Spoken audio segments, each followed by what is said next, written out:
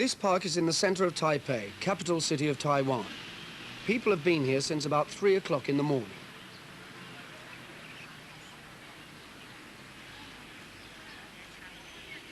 Three hours later, there are still people arriving and departing. All over the world, wherever there are Chinese communities, the same thing happens. They go to the park to exercise, sometimes alone, sometimes as part of a group. And then their gossip mingles with the dawn chorus. For the Chinese, it is important to exercise where there are trees. Devotees of Tai Chi find a place and return to it perhaps every day of their lives to practice these exercises, which are also fighting techniques. This was not filmed in slow motion.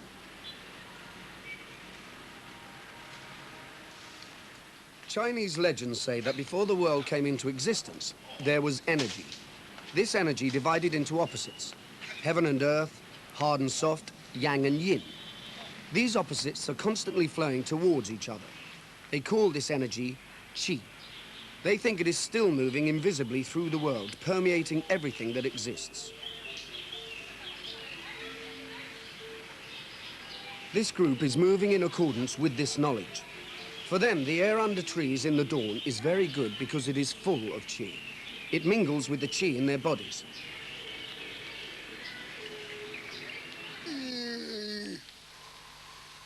Master Hung goes to find qi under the trees on a riverbank.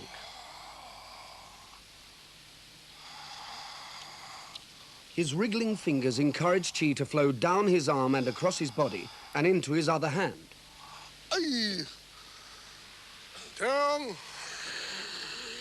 He leads a small group of friends in exercises designed to promote a long and healthy life. Some of the exercises look much the same as we're used to, but the purpose is usually different. Here, he's deep breathing, exercising the lower abdomen, but also concentrating qi in the center of his body, into a spot 2 inches below his navel.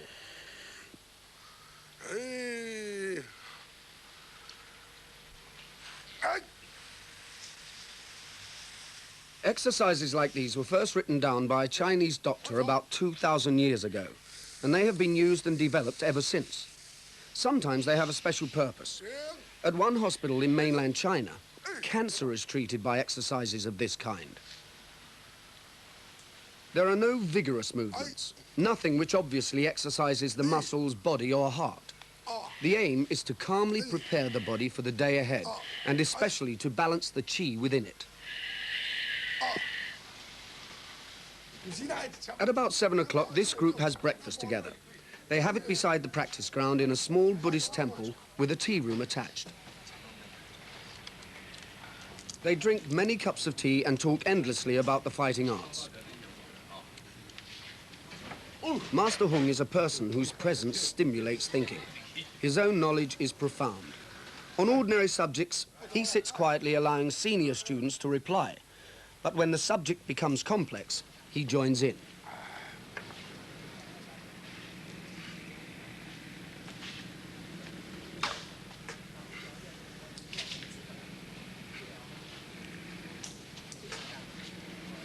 On working days, they separate, but on other days, they often stay to practice fighting techniques.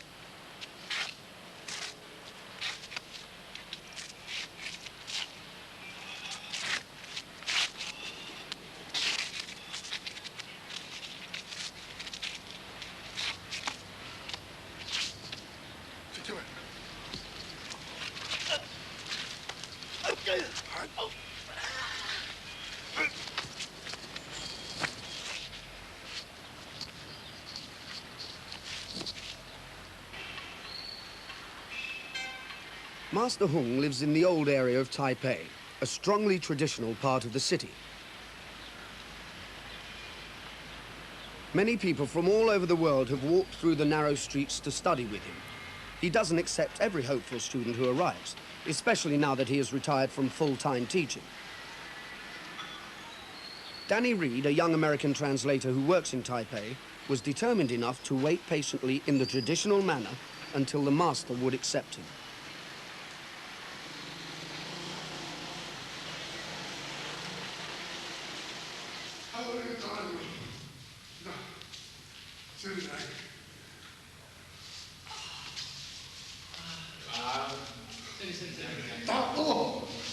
Danny is especially interested in the historical and philosophical background to the Chinese fighting arts.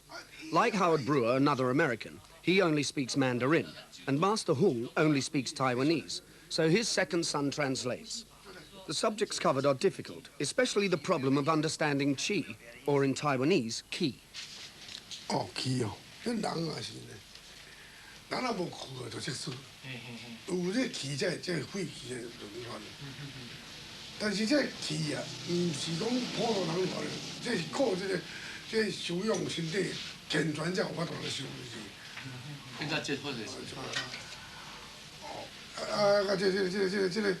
这气嘛不能动，都气到二丹田，那么总归爱二丹田才有做。你有哪人讲发手地啦，这气一切困难，卡都无啦啦，都干。那气了丹田，士气就清爽，啊人就就是毛利啊，那从啥都可以。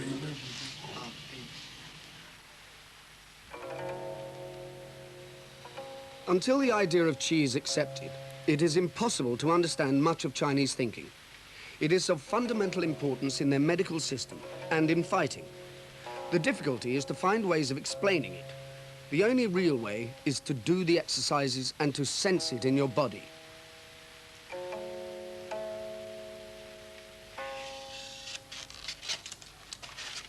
Zhu Ming is a sculptor, well known in America. He uses the feeling of qi inside his body as a subject for his sculptures.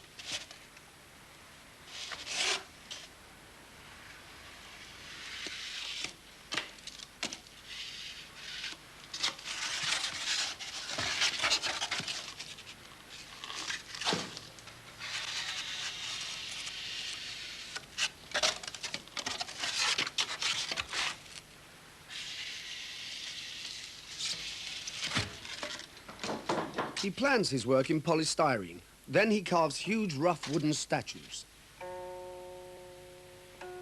Each statue freezes a position in the flowing exercise and gives the feeling of qi at that moment, the power that he feels inside his body.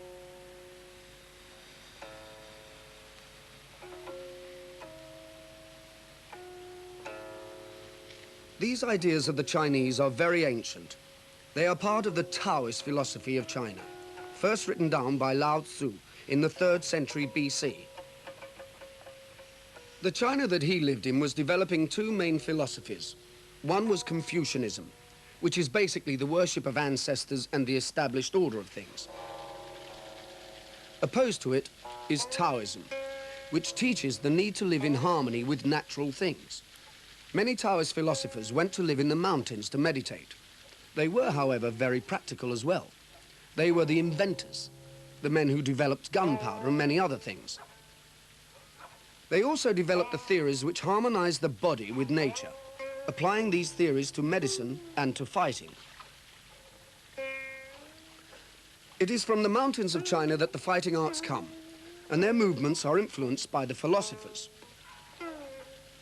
We in the West think of the body as a collection of bones, muscles, and nerves. The Chinese share this view and base their fighting techniques upon it, but they add to this other ideas. The concept of opposites, male and female, darkness and light, always flowing toward the other. They also develop techniques that channel the energy of qi into their fighting. Nothing would be taught that conflicted with this philosophy, because it would not be, as they say, in harmony, and would therefore be a weak technique.